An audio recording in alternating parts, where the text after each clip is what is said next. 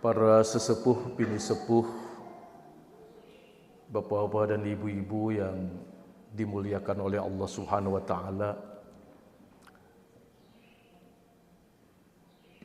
Dalam suasana subuh di hari ke-15 ibadah saum Ramadan tahun 1446 Hijriah ini, terlihat wajah-wajah yang ada di masjid ini dalam kondisi sehat walafiat. Mudah-mudahan perjalanan ibadah saum Ramadan tahun ini kita diberikan kesehatan, kesegaran, kebugaran, dan tetap bisa menjalankan ibadah saum Ramadan dengan paripurna. Paket-paket Ramadan yang sengaja dijajakkan oleh Allah di bulan yang penuh kemuliaan ini, paket yang kita usahakan untuk kita dapatkan, untuk kita raih. Sering disebut bulan Ramadan itu Ayyamur Rahmah, hari-hari penuh kasih sayang Allah.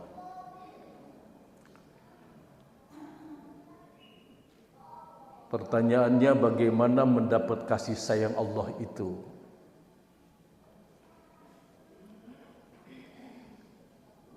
Di antara cara-cara yang bisa kita lakukan, saatnya di bulan suci Ramadan kita memberikan dan membagikan kasih sayang yang ada pada diri kita untuk sesama. Berupa apa saja yang bersifat kebaikan-kebaikan. Apakah dengan harta, apakah dengan tenaga, dengan pikiran, dengan ilmu, atau bantuan-bantuan yang lainnya. Saatnya di bulan Ramadan itu kita lakukan upaya-upaya untuk berbagi rasa. Rasulullah bersabda, "Wallahu fi 'aunil 'abdi ma kana al-'abdu fi 'auni akhihi." Bahwa kasih sayang Allah itu hanya akan diberikan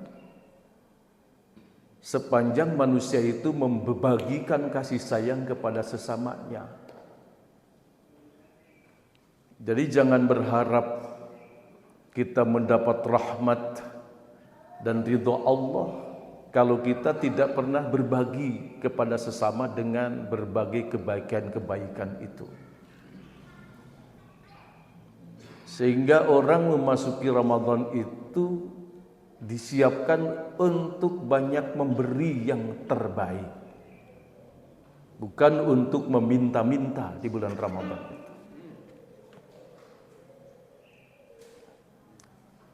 Kenapa di bulan Ramadan ada salah satu kewajiban penting tentang zakat fitrah? Ini simbol bahwa di bulan Ramadan kita harus banyak memberi kebaikan pada orang lain.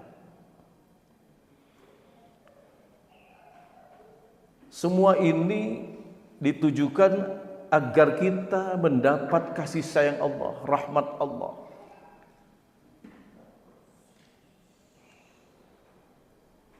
Yang kedua, misalnya di bulan Ramadan itu disebut oleh para ahli sebagai ayyamul maghfirah, hari-hari penuh ampunan Allah.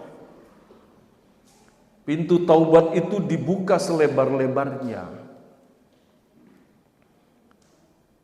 Ini fasilitas untuk kita Tetapi apa artinya pintu taubat dibuka selebar-lebarnya jika kita enggan memasuki pintu itu?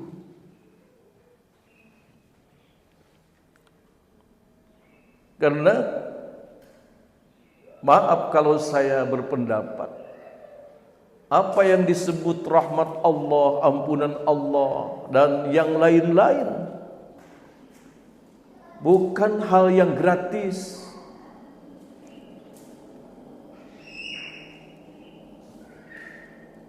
Pada hakikatnya Allah memberikan apa saja kepada kita ini tidak ada yang gratis. Gratis itu menjadi nomenklatur politik pada saat kampanye. Kalau saya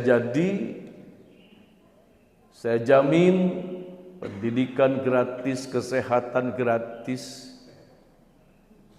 sembako gratis. Itu janji-janji pada saat dia berkampanye. Dari mana saya berpendapat bahwa Allah memberikan berbagai kenikmatan itu bukan barang gratis?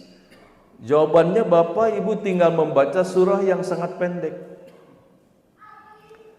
Tsumma latus'alunna yawma idzin 'anin na'im. Hafal semua kan itu ayatnya. Kemudian kalian akan diminta pertanggungjawaban hal ihwal kenikmatan.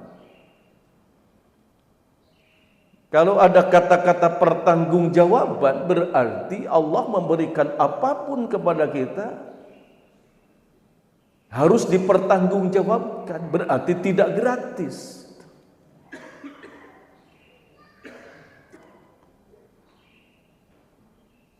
Bulan Ramadan ini kita melakukan upaya-upaya supaya kita mendapat dan meraup berbagai keuntungan yang ada di bulan ini. Sering saya katakan, punten, tidak bermaksud mengajari ini kepada siapapun. Bulan Ramadan itu kan ibarat pameran besar. Dibuka oleh gubernur tingkat provinsi. Lalu di pameran itu dijajakan berbagai produk unggulan. Jarang di pameran ditampilkan produk-produk yang murahan. Begitu dibuka oleh Pak Gubernur, karena ini tingkat provinsi, maka berbondong-bondonglah masyarakat memasuki arena pameran. Tapi kita tahu dan kita sadar orang memasuki pameran itu dengan macam-macam niat. Ada yang hanya ingin sekedar mengantarkan Pak Gubernur, terus membututi Pak Gubernur masuk ke lorong mana, ke stand mana, mereka ikut di situ. Keluar ya biasa-biasa saja, tidak mendapat apa-apa. Ada juga orang yang sekedar tahu saja, masuk pameran, pelanga-pelongo, bertanya pun tidak. Oh, ini pameran, barang-barangnya ini. Ada orang yang memasuki pameran itu berniat untuk berbelanja. Ini kesempatan emas. Jarang ada produk-produk unggulan di luar arena ini. Mumpung ini saya punya duit, saya akan membeli di sini apa saja yang saya suka. Dia pesan stand-stand yang dia pilih, semuanya produk-produk unggulan dan bagus-bagus. Sesuai dengan kapasitas kita, saya membeli 1-2 barang. Ada yang masuk ke situ berani memborong apa yang ada. Tentu saja ketika keluar dari pameran itu, antara yang ikut-ikutan saja, antara orang yang hanya sekedar ingin tahu, antara orang yang berbelanja 1-2 barang dengan orang yang memborong, hasilnya beda, Pak.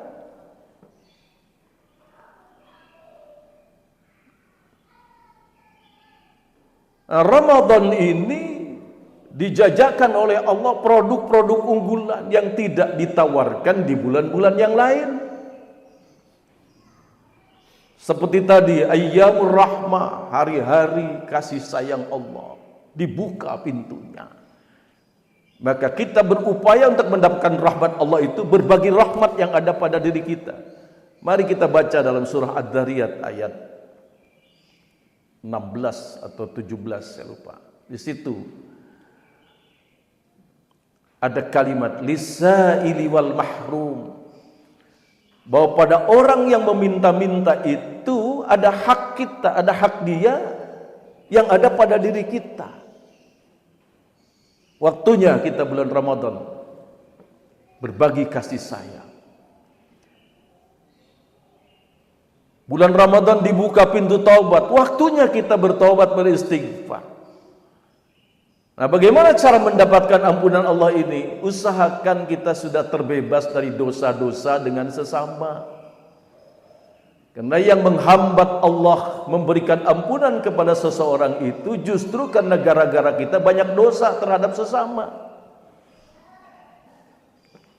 Nah, momentum seperti ini, sholat berjamaah, betapa nikmat, dipimpin oleh imam yang bacaannya luar biasa fasohah. Rasanya yang sudah pergi haji merasa kita diajak serta di Baitullah. Betul enggak Pak ini Pak? Apalagi yang mengerti bacaan-bacaan yang tadi dikumandangkan itu. Tarahum ruk'an sujjadan yabtaghuna fadlan minallahi wa ridwana. Engkau akan melihat ruku dan sujud. Mereka hanya semata-mata mengharap ridha Allah.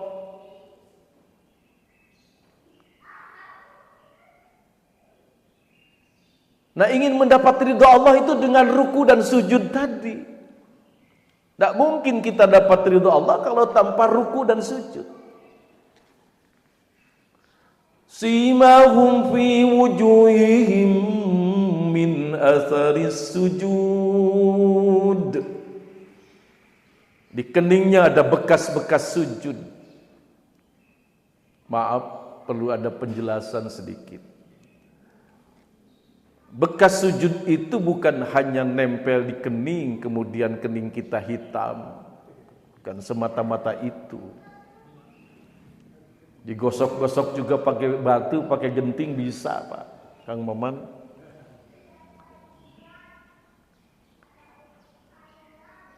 Tapi yang dimaksud asar itu bekas membekas. Dari ruku dan sujud itu membekas pada perilaku kita sehari-hari.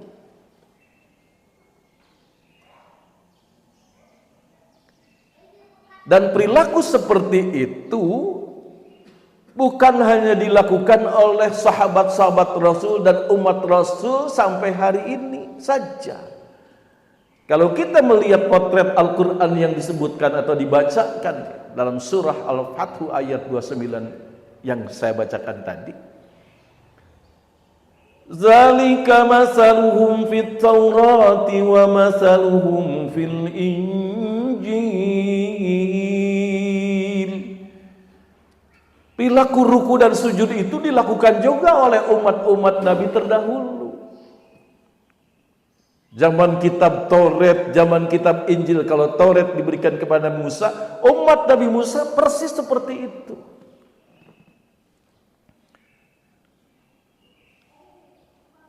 Wa masaluhum fil Injil, zaman Nabi Isa juga orang-orang al-Hawariyun, pengikut setia Nabi Isa alaihissalam sama melakukan ruk'an sujada. Bagaimana caranya? Wallahu a'lam. Mumpung sekarang Gusti Allah membuka pintu taubat selebar-lebarnya, sayang kalau fasilitas ini kita biarkan. Itulah sebabnya bersalam-salaman saling memaafkan itu jangan menunggu lebaran, Pak. Lebaran itu kan sudah bukan bulan puasa kan? Lebaran itu sudah tanggal 1 Syawal. Kalau ampunan Allah dibukakan pada bulan ini, maka sekarang harus bebaskan dosa perdosa kita. Kecuali yang punya utang harus bayar dulu. Bagaimana utangnya ke bank misalnya? Ya, ada aturan di bank itu.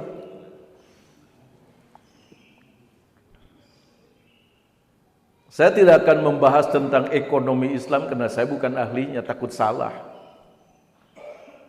Tapi bagaimana kita membangun rasa ketauhidan kita kepada Allah. Kalau sudah berbicara ibadah kepada Allah, dalam nomenklatur ilmu tauhid itu disebut tauhid uluhiyah, di mana seluruh persembahan kita hanya semata-mata ta'abbudi, ibadah kepada Allah.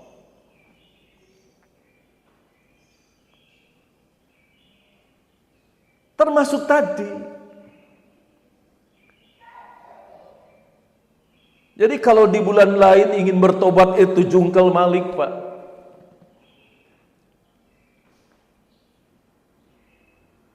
Ingin minta diampuni oleh Allah, di bulan Ramadan itu sudah dibukakan pintunya. Apalagi kita berada di masjid kan. In da'auhu ajabahum wa in istaghfaru ghafara lahum. Andai kita berdoa di tempat ini, di Baitullah ini, di Baitul Mukminin ini, niscaya Allah mengijabah doa-doanya. Amin ya rabbal alamin. Tadi berdoa enggak, Pak? Berdoa kan dengan khusyuk tawadhu. Ya di tosarpuh mah tu rek naon deui pamikiran teh. Tinggal ngabayangkeun urang 2 kali 1 meter, Pak. Tapi bukan berarti harus putus asa, manfaatkan. Bertaubat, beristighfar. Wabil ashari hum yasjudun. Kesempatan emas kita kalau malam-malam biasa di luar bulan Ramadan, bangun malam atau di akhir malam itu berat. Kalau sekarang sebelum sahur manfaatkan untuk bertaubat, beristighfar. Fa'aksiru at-taubah. Perbanyaklah bertaubat kepada Allah. Hanya sekedar mengucapkan istighfar sebanyak-banyaknya. Dan menyebut serta membaca istighfar itu bukan karena semata-mata kita merasa banyak dosa. Istighfar itu harus menjadi karakter kita. Karena sudah pasti kita ini punya banyak dosa. Dosa kepada Allah sudah pasti. Dosa kepada Rasulullah sudah bisa dipastikan.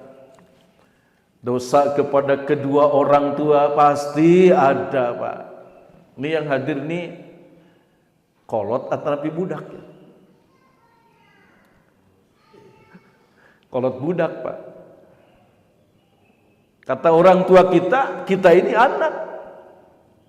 Tapi kata anak-anak kita ini orang tua. Ketika kita sadar bahwa kita ini seorang anak, kita pasti sadar pada kedua orang tua kita.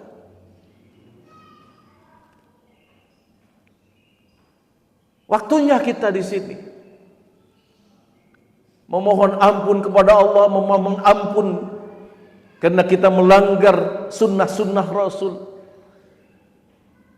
Memohon ampun kepada kedua orang tua kita, syukur-syukur orang tua kita masih ada.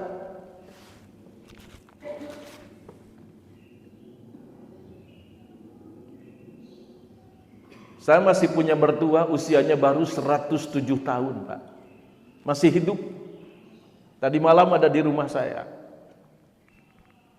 Saya pulang dari Pusdai tadi malam, Pak. Di rumah ada mertua saya, usianya baru 107 tahun. Masih sehat. Luar biasa. Ini yang hadir kira-kira ingin daftar berapa ratus tahun, Pak?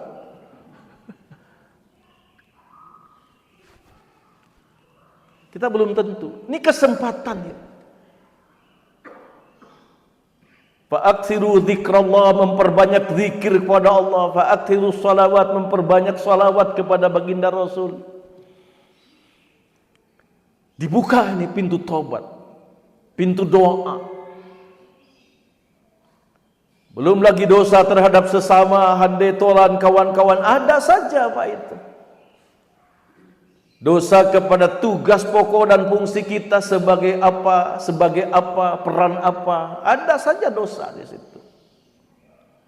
Cuman kalau di sini kan rata-rata lansia husnul khotimah. Amin. Jarang ini anak-anak muda. Saya pernah ditanya di majelis taklim masih sekitar ini ya, Pak, kata DKM gimana ingin dorong anak-anak muda supaya masuk masjid. Sekarang sejauh saya, jangan dipikirkan anak muda, besok lusa juga sudah tua kembali ke masjid.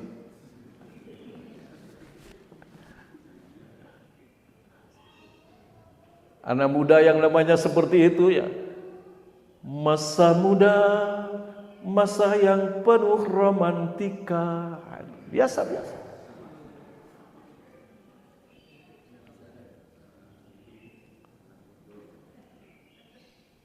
Biar nanti juga kembali ke masjid.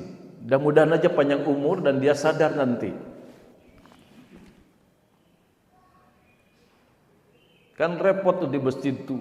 Ayo gimana ini program anak muda supaya bergerak, supaya maju. Ada kesulitan juga. Secara psikologis memang kondisi petualang seperti itu. Asal jangan macam-macam saja ini. Kita punya dosa juga kepada apa? Kepada lingkungan kita. Sering kita lalai membuang sampah sembarangan. Coba sekarang kita minum airnya dari mana? Bawah tanah kita. Sumber air kita kira-kira di mana, Pak? Air itu pasti turun dari dataran tinggi menuju dataran paling rendah. Anggap saja air kita ini di pegunungan Manglayang sini, sekitar itu.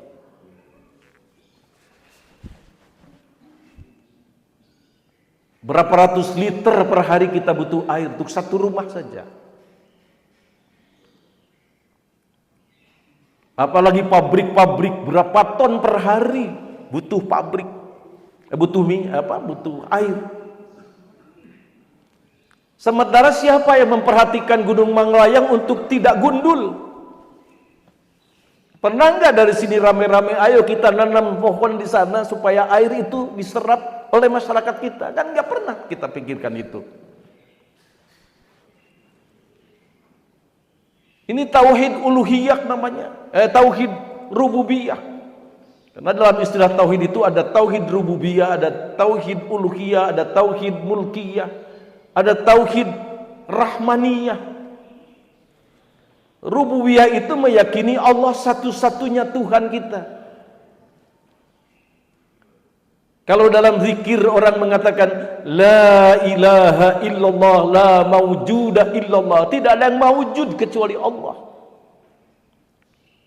Yang eksis itu hanya Allah. Bagaimana eksistensi manusia secara fisik?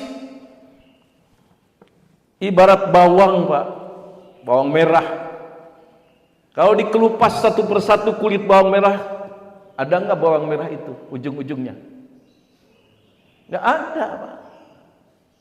Kita punya bawang merah ini kan, lapisan-lapisan tuh bawang merah itu. Ketika bawang merah dihabisi lapisannya, there is no, bawang merah itu tidak ada. Disiksik, diwelik-welik, dicacak, diwalang-walang, bawang itu hilang. Tubuh kita rinci. Badan sekujur kita, seorang Sunda, tiluhur saujung rambut, tianap sausap dampal, tigir saguling cingir, di tengah saaya-aya namprak. Tiluhur satutup ketu, tihanap saiba sapatu, di tengah aya nukitu saluhureun surutu. Lalu kita potong-potong. Ada bagian kepala, ada bagian badan, ada bagian kaki.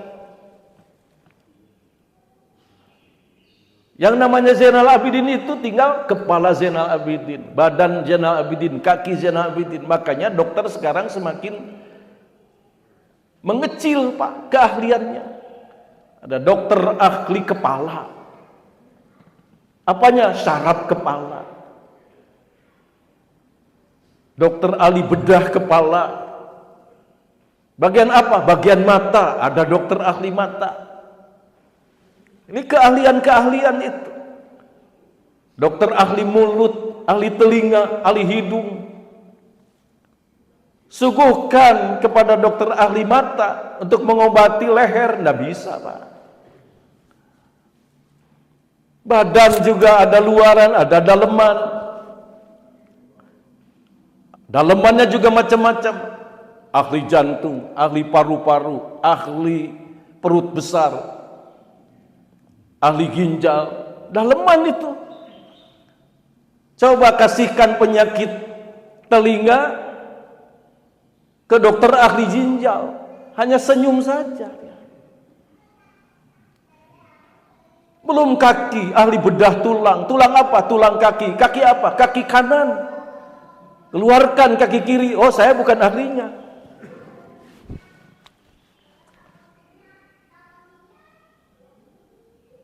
Maka ketika dicincang badan kita, hilang cincang kita. Apa yang namanya Zainal Abidin atau siapa saja? Nggak ada. Yang eksis hanya Allah Subhanahu wa Ta'ala.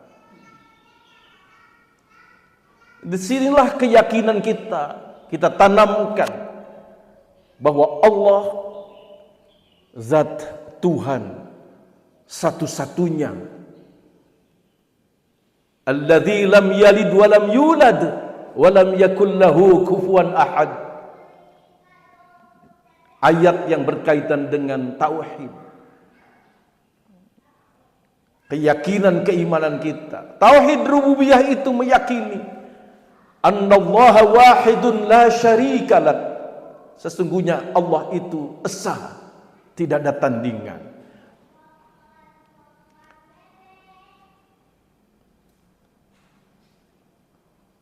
Saya pernah membaca buku tulisan Profesor Dodi Tisnamijaya, mantan rektor ITB tahun 70-an. Pernah beliau jadi dirjen dikti. Dalam buku itu beliau mengatakan,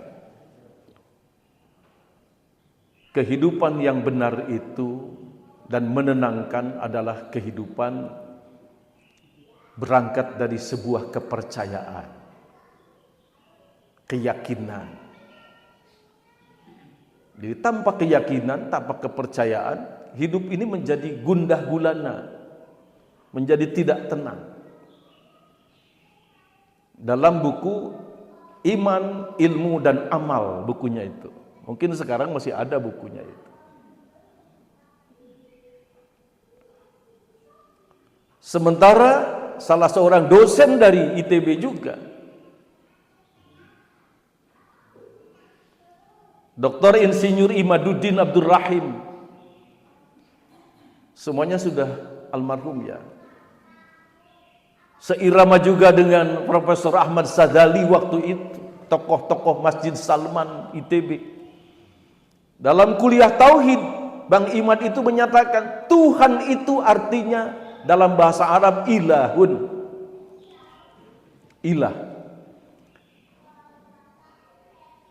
Apa yang disebut ilah? Ilah itu adalah sesuatu yang dipentingkan. Jadi Tuhan itu sesuatu yang dipentingkan. Yang dipentingkan itu mendominasi diri manusia. Peureum kadeuleu bentak karasa gara-gara si eta. Nah si eta itu sudah bertindak sebagai Tuhan bagi seseorang yang merindukannya.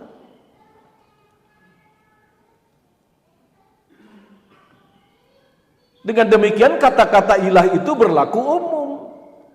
Bisa ilahnya Gusti Allah, bisa ilahnya Sang Hyang Widi Wasa, bisa ilahnya Yesus, bisa ilahnya harta benda, kekayaan bro di juru bro di pantau ngalaya di toko babah.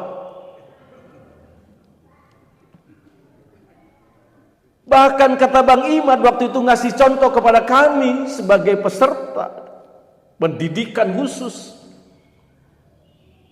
Bantal kecil yang lepet itu, yang sudah bau pesing, tapi gara-gara bantal tidak pernah terdengar suara azan, apalagi pergi ke masjid. Maka bantal itu posisinya sebagai Tuhan bagi dia itu. Gara-gara pacar, segalanya terlupakan. Orang tua dilibas, adik kakak dilibas, segalanya semau dia. Maka Tuhan dia adalah pacarnya sendiri.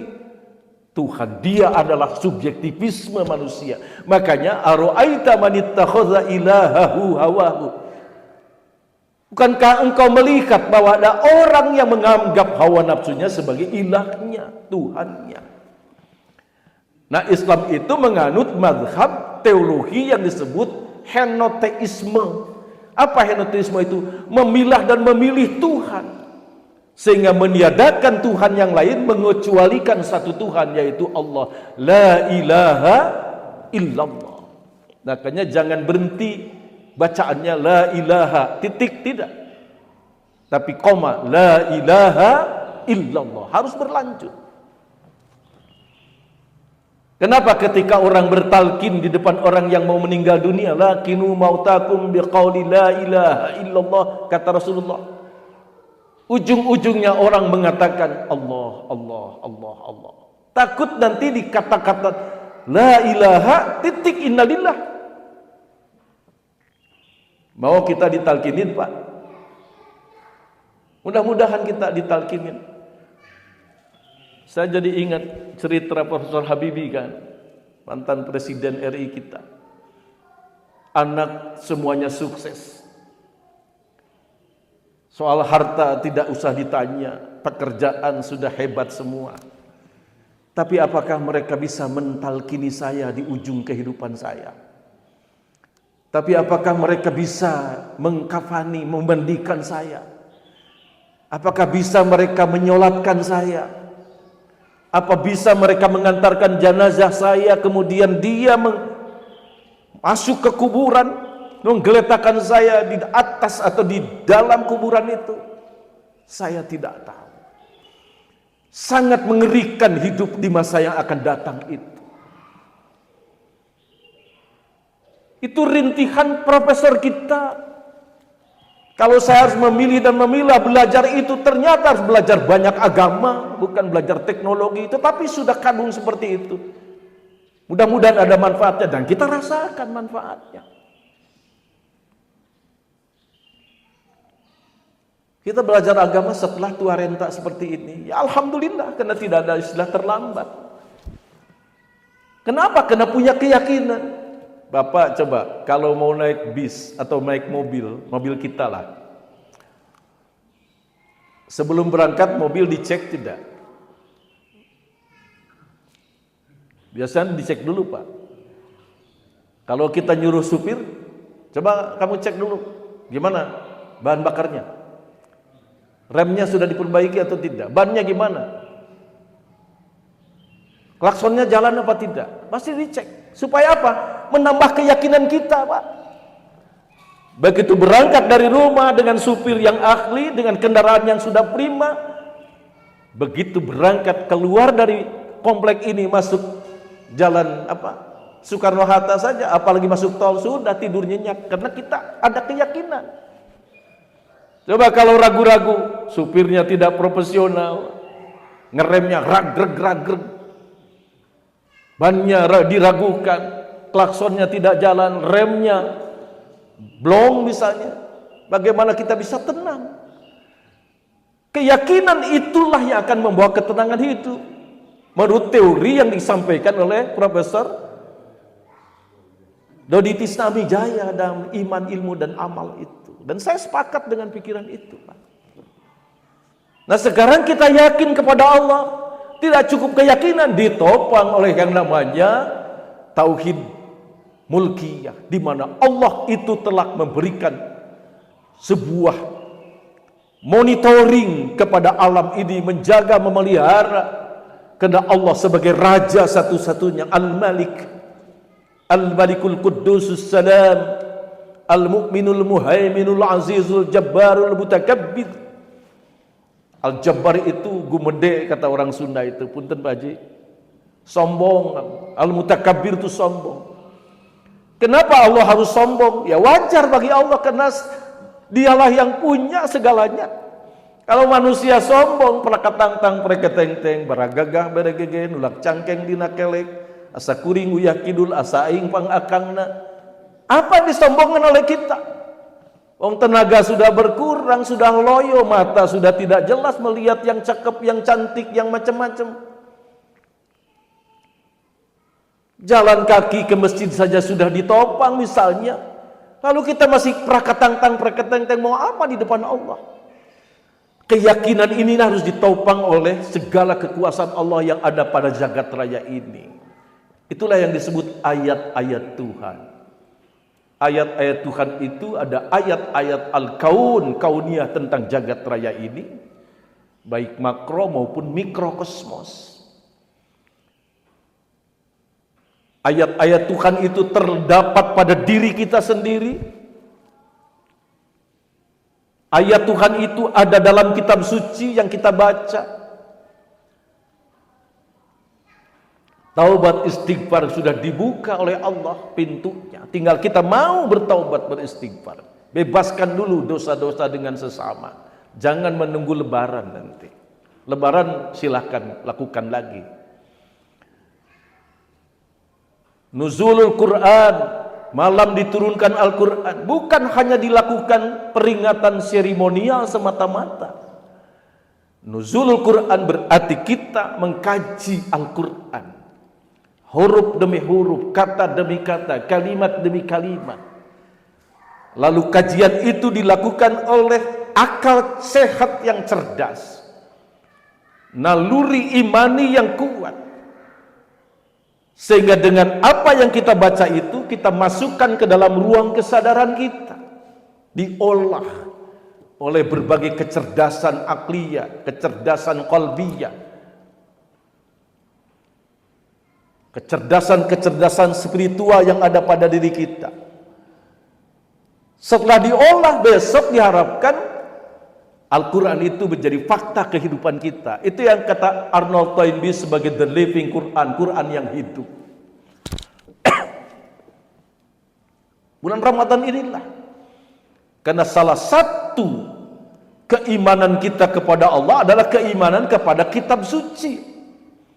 Keimanan kata kitab suci bukannya sekedar melihat dan membacanya saja, tapi menganalisis.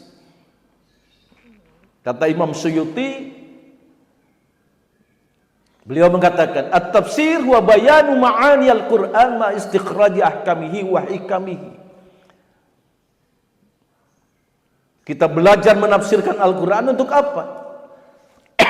Menjelaskan kandungan-kandungan makna yang ada pada Al-Quran, disertai mengeluarkan hukum-hukum dan hikmah-hikmahnya. Hukum apa yang terdapat dalam ayat yang kita baca itu? Bagaimana perilaku kita menghadapi hukum itu?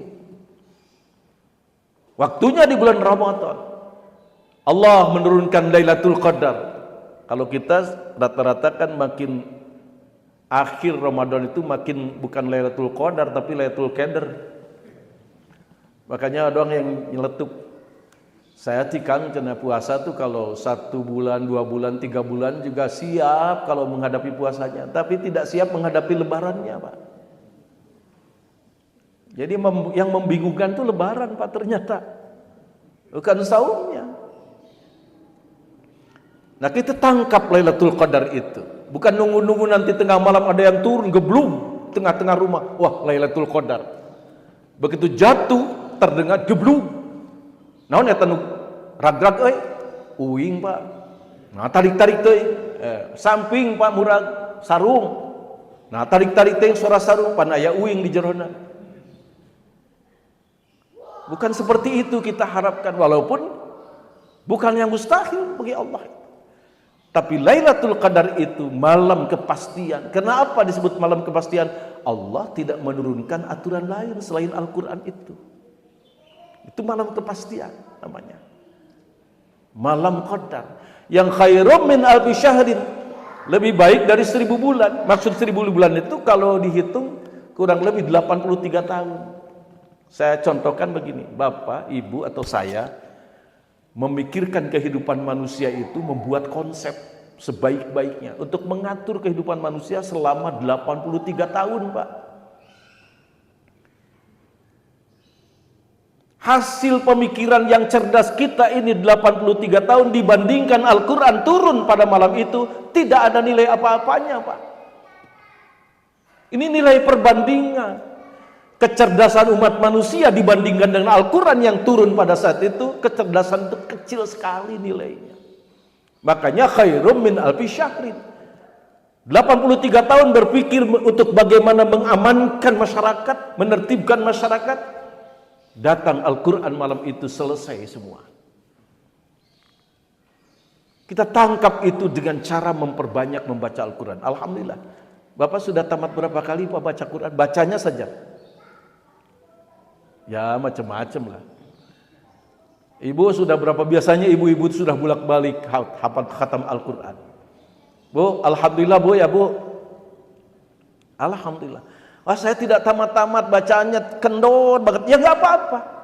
Saya bukan kita targetkan untuk semua ditamatkan selama 1 bulan ini. Tidak perlu ada target itu, ya syukur-syukur kalau kesampaian. Tapi intinya satu ayat itu, kata Imam Syafi'i, kalau baca 1 ayat tidak mengerti, baca ayat berikutnya. Masih tidak mengerti, baca lagi ayat berikutnya. Seperti itu metode yang dilakukan oleh Imam Syafi'i. Tapi Imam Ali, Sayyidina Ali karramallahu wajhah mengatakan, bacalah Al-Quran sebaiknya khamsan, 5 ayat. Kenapa? Karena rata-rata Al-Quran turun kepada baginda Rasul sebanyak 5 ayat. Ini metode untuk membaca dan mempelajari Al-Quran. Kesempatan bulan Ramadan. Bulan Ramadan dijauhkan dari api neraka, ditutup pintu neraka. Kesempatan emas. Bulan Ramadan arena untuk mengembalikan citra diri kita kepada kefitrahan. Idul Fitri namanya nanti. Nah, ketauhidan inilah yang harus menjadi keyakinan kita, di mana Allah memberikan fasilitas. Kalau ternyata kita memasuki Ramadan itu tidak mendapatkan rahmat Allah karena kita tidak berjuang, tidak mendapat ampunan Allah karena kita juga tidak berusaha untuk mendapatkan ampunan Allah, tidak taubat, tidak istighfar. Kalau kita tidak mendapatkan Lailatul Qadar karena kita tidak pernah membaca Al-Quran, tidak pernah mempelajarinya, tidak pernah mendengar kalimat-kalimat Al-Quran. Kalau kita nanti di akhir Ramadan itu tidak dimasukkan, tidak mendapat surga Allah, tidak dijauhkan dari api neraka. Kalau bulan Ramadan ini tidak membuat kita kembali kepada kesucian, seperti tadi orang masuk pameran, keluar dari pameran tidak ada apa-apa. Sungguh kerugian bagi kita. Maka ayat yang dibacakan dalam surah Ali Imran ayat 113, ummatun qa'imatun yatluna ayatillahi ana al-lail yatluna ayatillahi ana al-laili wa hum yasjudun. Mari kita ciptakan diri kita, kondisikan diri kita ummatun qa'imatun. Umat yang qaimah, yang ajeng, yang istiqamah dalam akidah kita. Untuk keistiqomahan itu yatluna ayatillah, baca ayat-ayat Allah. Baik kitab suci, alam semesta dengan seluruh jagat raya segala isinya, atau ayat yang ada pada diri kita, artinya kita banyak introspeksi diri. Wahum yasjudun. Jadikan diri kita orang-orang yang roka'an sujada, ruku dan sujud. Mudah-mudahan seluruh kegiatan yang dilakukan di bulan Ramadan itu membawa kita kembali kepada kesucian Idul Fitri nanti di akhir Ramadan. Saya kira ini sudah syuruk belum?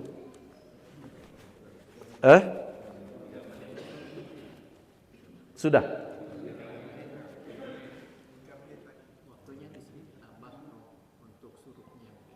Untuk syuruknya. Ada pertanyaan tidak? Ada pertanyaan.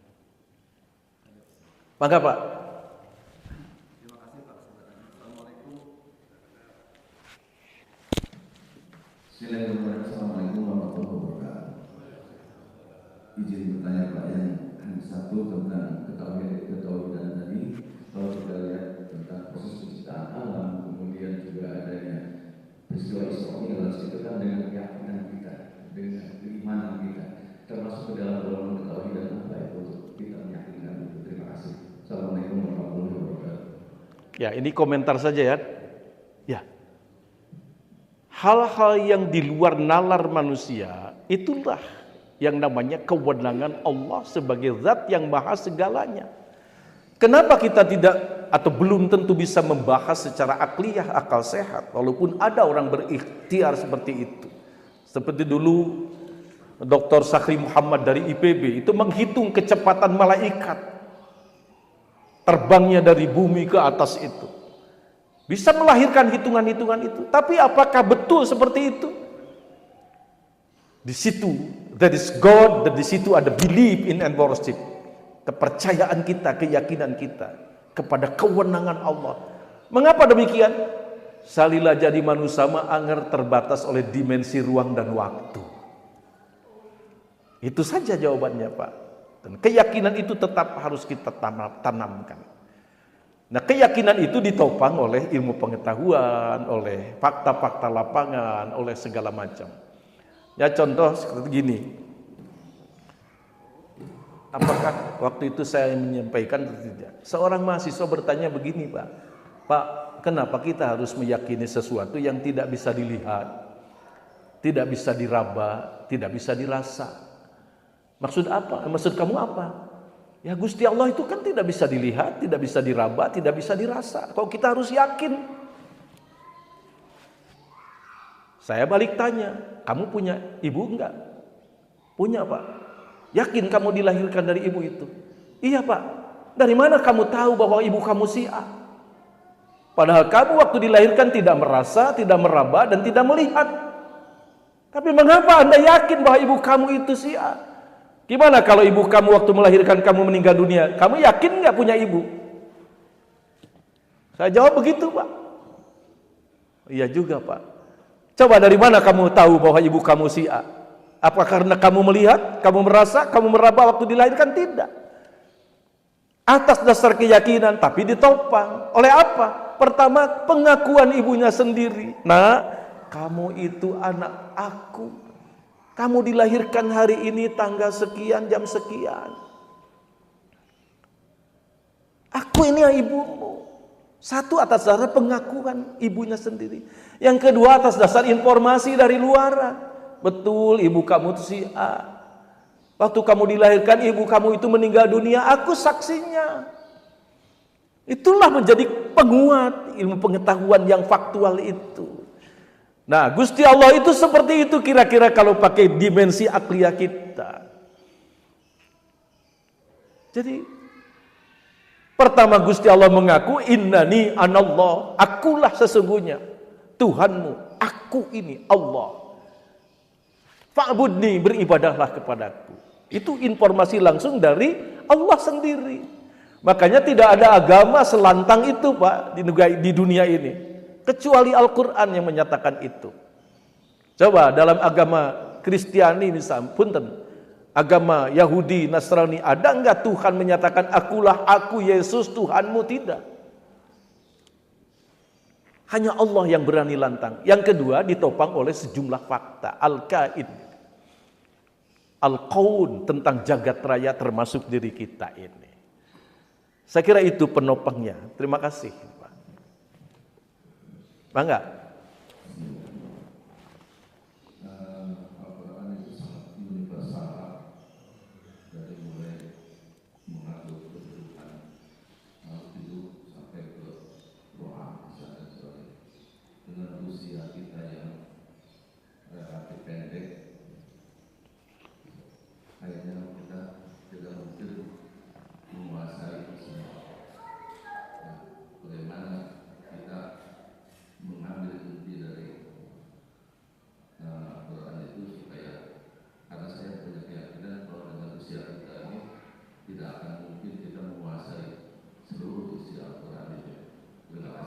Ya, secara rata-rata kita, siapa sih di antara kita yang mampu menguasai Al-Quran secara keseluruhan? Walaupun secara teoretik bisa, tetapi ambillah ayat-ayat yang dipandang oleh kita itu sangat peka bagi kita itu. Bapak kalau punya badan ada kulit Bapak kan? Sama enggak tingkat kepekaan kulit Bapak antara kulit pipi dengan kulit tangan, kulit kaki, sama enggak tingkat kepekaan? Berbeda Pak. Kalau Bapak ditonjok dada ini bisa ngelepek, tapi ditonjok punggung belum tentu. Kalau Bapak mencubit tangan sebelah sini, rasakan beda enggak dengan dicubit tangan sebelah sini? Akan beda rasanya. Bapak mencubit sebelah sini dengan mencubit sebelah sini akan beda. Dicubit sebelah sini sekenceng apapun biasa-biasa, tapi dicubit sebelah sini sedikit saja. Nah, kalau kita tidak mungkin memahami seperti itu, walaupun mungkin sebetulnya dengan batas usia yang seperti ini, belajar seadanya seperti ini, ambillah pokok-pokok Al-Quran yang sangat dipentingkan oleh kita. Pertama, ayat-ayat tentang akidah, ayat-ayat tentang syariah yang pokok-pokoknya. Syariah juga banyak, muamalah juga banyak. Ambil saja tentang akhlak 1-2 ayat. Sebab Quran itu secara sistematis, punten saya tidak mendahului Profesor Rosikhon Anwar ya, nanti akan membahas itu. Beliau memang ahlinya. Saya juga sempat jadi gurunya, karena itu waktu itu angkatan yang saya mengajar di situ. Nanti akan bisa ditanyakan lagi.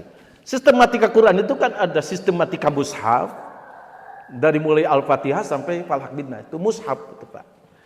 Dan itu hasil pengetesan terakhir malaikat Jibril kepada baginda Rasul, bacaannya seperti itu.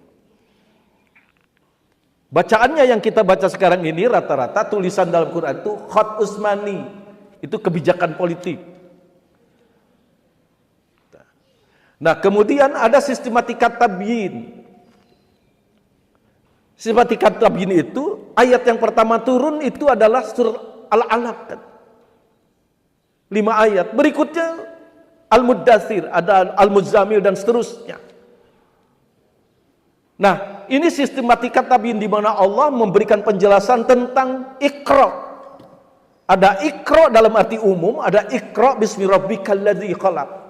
Kalau Iqra dalam arti pengertian umum, bacalah apa saja yang bisa Anda baca. Tapi ketika Iqra bismi rabbik, bacalah atas nama Tuhan. Tuhanmu. Jadi kalau Iqra, siapa saja dan apa saja kita baca silahkan. Tentang alam raya, tentang segala macam. Tetapi Iqra bismi rabbik, bacalah atas nama Tuhan. Inilah peran otak kanan kita, Iqra bismi rabbik itu. Sedangkan Iqra peran otak kiri kita. Makanya bagaimana keseimbangan antara membaca seluruh jagat raya yang kita pahami dengan membaca atas nama Allah secara spiritual, jauh itu lebih istimewa. Dengan demikian maka ayat-ayat yang dipandang sensitif saja kita baca. Misalnya tauhidnya Qul huwallahu ahad kita pelajari. Atau surah Al-Fatihah itu sebagai pembukaan yang di situ isi seluruh kandungan Al-Quran termuat. Contoh, 3 kelompok manusia dalam ayat itu. Ihdinas siratal mustaqim. Itu kan, tunjukilah ya Allah kami kepada jalan yang lurus dan meluruskan. Maaf, kata-kata mustaqim itu segat isim fa'il. Isim fa'il itu pelaku, aktif. Makanya sebaiknya kita terjemahkan, tunjukilah kami ya Allah kepada jalan yang meluruskan.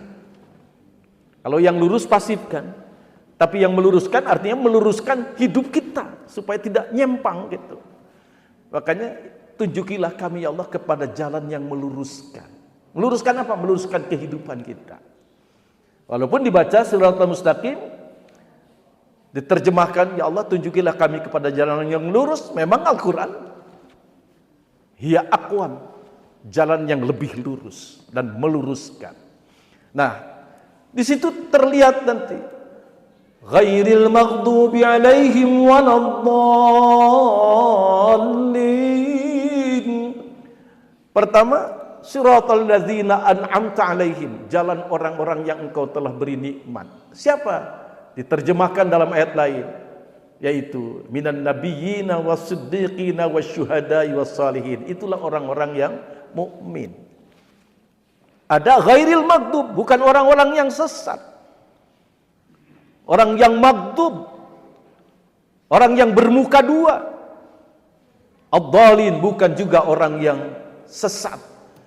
Nah, ayat itu dilangsungkan, dijelaskan oleh Al-Baqarah ayat-ayat awal. Innal ladzina amanu atau alladzina yu'minuna bil ghaib wa yuqimunas shalah, itu ulaika humul muflihun kan. Cerita tentang an'amta alaihim ghairil al'amta alaihim. Tapi kaitu al-maghdub, innal ladzina kafaru sawa'un alaihim a anzartahum am lam tundirhum la yu'minun. Itu gambaran al-maghdub, orang-orang kafir. Ada wa minan nasi may yaqulu amanna billah, itu gambaran orang-orang yang adh-dhalin. Tiga kelompok itu. Dari segi akidah, dari segi ibadah, bacalah ayat-ayat tentang ibadah itu, tentang muamalah. Uraiannya di surat-surat yang panjang, nanti kesimpulannya di surat-surat yang pendek. Allah cukup mengatakan wal asri innal insana lafi khusrin illal ladzina amanu wa amilus salihati wa tawasaw bil haqqi wa tawasaw bis sabr. Itu kesimpulan dari keseluruhan manusia semua rugi kecuali orang yang beriman dan beramal saleh, berwasiat-wasiatan dalam kebaikan, berwasiat-wasiat dalam kesabaran. Kesimpulannya, kira-kira gambaran umumnya seperti itu. Tapi kita tidak pernah putus asa. Terima kasih, Pak. Gimana waktunya? Oke, Bapak-Bapak Ibu sekalian, saya mohon maaf apabila uraian ini tidak sistematis. Tadi ada bacaan sesungguhnya, tapi ternyata flash disk saya ketinggalan, jadi tidak bisa dibaca. Saya mohon maaf dan dimaafkan karena bulan ini mumpung tadi itu, supaya taubat kita berjalan bagus. Allah membuka pintu taubat untuk kita. Dan secara pribadi saya mohon maaf, dan saya merasa sudah jadi keluarga besar ini, jemaah Masjid Fathul Ummah ini. Mudah-mudahan kita bisa bareng lagi nanti di akhirat dengan rahmat dan ridho Allah. Karena Quran dan bulan puasa itu memberikan syafaat kepada kita semua. Jadi usul Al-Quran, usul puasa itu kepada Allah.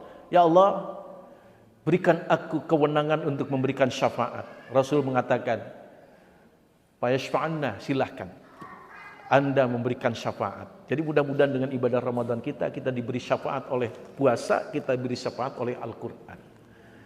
Dan yang terakhir, tentu saja pertemuan kita ini mudah-mudahan membawa keberkahan di sisi Allah SWT. Hal-hal yang kurang sempurna dan pasti tidak akan sempurna, sekali lagi saya mohon maklum, mohon maaf dan dimaafkan. Aqulu qouli hadza, wassalamualaikum warahmatullahi wabarakatuh.